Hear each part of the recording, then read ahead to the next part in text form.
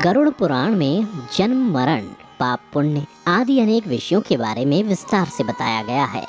वहीं गरुड़ पुराण में इससे संबंधित श्लोक भी हमें पढ़ने और सुनने को मिलते हैं तथा हिंदू धर्म में किसी की मृत्यु हो जाने के उपरांत गरुड़ पुराण का श्रवण किया जाता है। वहीं दूसरी तरफ गरुड़ पुराण में इस बात की भी व्याख्या की गई है कि मृत्यु के बाद जिस आत्मा या जीव को फिर से धरती पर जन्म लेना पड़ता है, वो आत्मा माँ के पेट में कैसे प्रवेश करती है, अर्थात आत्मा शरीर में कैसे प्रवेश करती है। इससे जुड़ी संपूर्ण जानकारी के लिए वीडियो के अंत तक जरूर बने रहिए। गरुड़ पुराण के अनुसार गर्भ धारण के समय माता पिता के भाव के अनुसार उनके आसपास एक सूक्ष्म स्पंदन स्तर वाला क्षेत्र बन जाता है। ये क्षेत्र वैसी आत्मा को आकर्षित करता है जिसका स्तर उससे मिलता जुलता हो। जिस आत्मा का स्पंदन स्तर उससे मिलेगा वही उसकी ओर आकर्षित होगी। आकर्षित आत्मा माँ के गर्भ के आसपास मंडराती रहती है।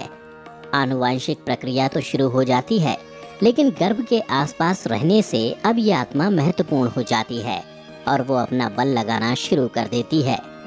ये अब जीव कोशों के विभाजन की गति को बढ़ा देती है। इस दौरान सबसे महत्वपूर्ण अंग जिसका गठन होता है वो हृदय है और इसके पश्चात हृदय से बाकी के अंगों को पोषण मिलने लगता है। यौगिक विज्ञान के अनुसार भौतिक शरीर के साथ साथ आध्यात्मिक शरीर का भी विकास होता है और प्राण शक्ति अर्थात आत्मा के बहाव के लिए एक संचार का मार्ग उत्पन्न होता है। जहाँ ऐसे कई सारे मार्ग मिलते हैं वहाँ ऊर्जा का भंवर बन जाता है। अध्यात्म में इन्हें चक्र और बिंदु कहते हैं।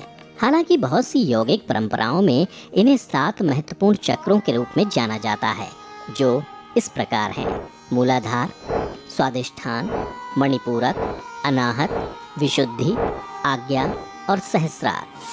जब भ्रूण तैयार हो जाता है और उसमें सिर का गठन भली भांति हो जाता है तो इसके पश्चात जैसे ही ब्रह्मरंध्र का सृजन होता है, आपको बताते चलें, जो कि सिर का पश्चकपाल क्षेत्र है। इसे अध्यात्म के अनुसार 7 चक्रों में से एक सहस्रार चक्र और 12वां बिंदु माना गया है। जिस क्षण ब्रह्मरंध्र पूरी तरह से सृजित हो जाता है तब आत्मा उसी 12वें बिंदु से प्रवेश करती है और ये भ्रूण के विकसित होने के 3 माह के अंतर्गत ही होता है। अब आपके मन में ये प्रश्न उठ रहा होगा कि आत्मा शरीर में 3 महीने से पहले प्रवेश क्यों नहीं करती। यदि आप इस प्रश्न का उत्तर जानना चाहते हैं तो नीचे कमेंट करके हमें ज़रूर बताएं।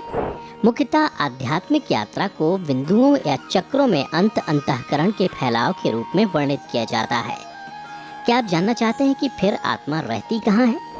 वास्तव में आत्मा का वास हृदय में होता है। यही वो स्थान है जहाँ आत्मा रहती है और हृदय के माध्यम से ही वो हमारे तंत्र के सभी चक्रों और साथ ही सभी आयामों तक पहुँचती है, जिनका हम अनुभव नहीं कर पाते। हमें बहुत से भौतिक और सूक्ष्म आयामों को तय करना होता है। जब हमारी यात्रा हृदय से शुरू होती है तो उसका अर्थ है कि अब आत्मा की ऊर्जा ऊपर की तरफ चलने लगी है। वो आत्मा जो हमारे हृदय में रहती है, वहीं से ऊर्जा बिना किसी बाधा के सारे चक्रों तक पहुंचती है।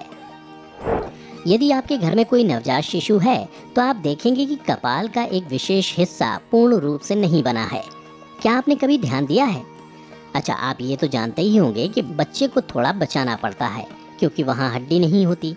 ये वो स्थान है जहाँ हड्डी तब तक नहीं बनती जब तक कि बच्चा एक निश्चित उम्र तक नहीं बढ़ता। यौगिक शब्दावली में ये भाग ब्रह्मरंध्र कहलाता है। एक संस्कृत शब्द है जिसका अर्थ एक मार्ग होता है, जैसे छोटा छेद या सुरंग। यह शरीर में वह स्थान है जिसके माध्यम से जीवन भ्रूण में उतरता है, क्योंकि जीवन भ्रूण में आ गया है और जीवन अपने विकल्पों को खुला रखता है। क्या ये शरीर उसे कायम रखने में सक्षम है भी या नहीं?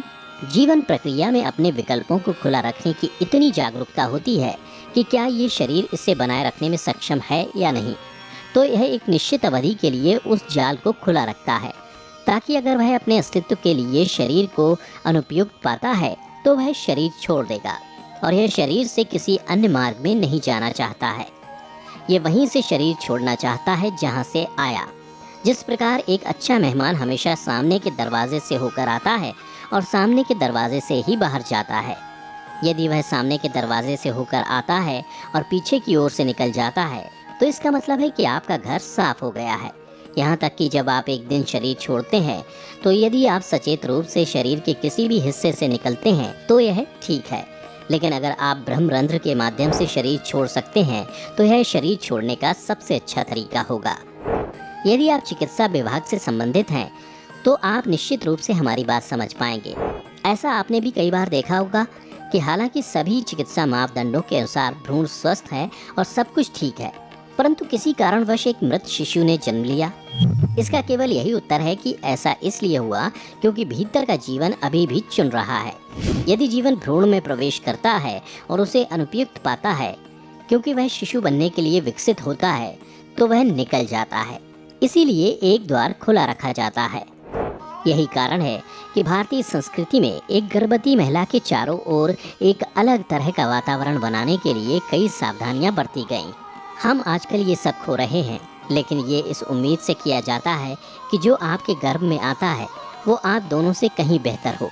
इसलिए एक गर्भवती महिला को एक निश्चित अवस्था में रखा जाता है, सही प्रकार की अगरबत्तियों, ध्वनियों और खाद्य पदार्थों के साथ सब कुछ किया जाता है ताकि उसका शरीर एक ऐसी अवस्था में हो कि ये सही तरह के प्राणी को निमंत्रण दे।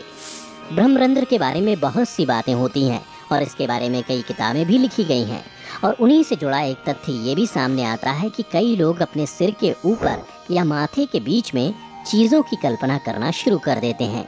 वो हमेशा कई चीज़ों की कल्पना करते रहते हैं। आपको ये समझने की आवश्यकता है कि आप जहाँ भी मन को केंद्रित करते हैं वहाँ कुछ हलचल अवश्य होगी। इसे आप ऐसे समझ सकते हैं, शरीर के जिस भाग पर आप ध्यान केंद्रित करेंगे उस हिस्से में आप कुछ सनसनी महसूस करेंगे। शरीर में 114 चक्र हैं, जिनमें से अंतिम 2 चक्र शरीर के बाहर स्थित हैं। यदि आपकी भौतिकता से परे एक आयाम आपके भीतर एक निरंतर सक्रिय प्रक्रिया बन जाता है तो कुछ समय बाद ये 2 चक्र जो आमतौर पर निष्क्रिय होते हैं सक्रिय हो जाते हैं। यदि वे सक्रिय हो जाते हैं तो आपके सिर पर एक एंटीना होता है जो आपको जीवन का एक निश्चित दृष्टिकोण देता है। इसी के साथ आपको ये भी बता दें कि आत्मा के 3 रूप माने गए हैं, जीवात्मा, प्रेतात्मा और सूक्ष्मात्मा। जब इस आत्मा का वास भौतिक शरीर में होता है तो इसे जीवात्मा कहते हैं, और जब इसके मन में वासना और कामना आती है तो इसे प्रेतात्मा कहा जाता है। यही आत्मा जब सूक्ष्म रूप से शरीर में प्रवेश करती है तो इसे सूक्ष्मात्मा कहते हैं। मित्रों, आपको हमारी आज की ये वीडियो कैसी लगी नीचे कमेंट करके जरूर बताएं।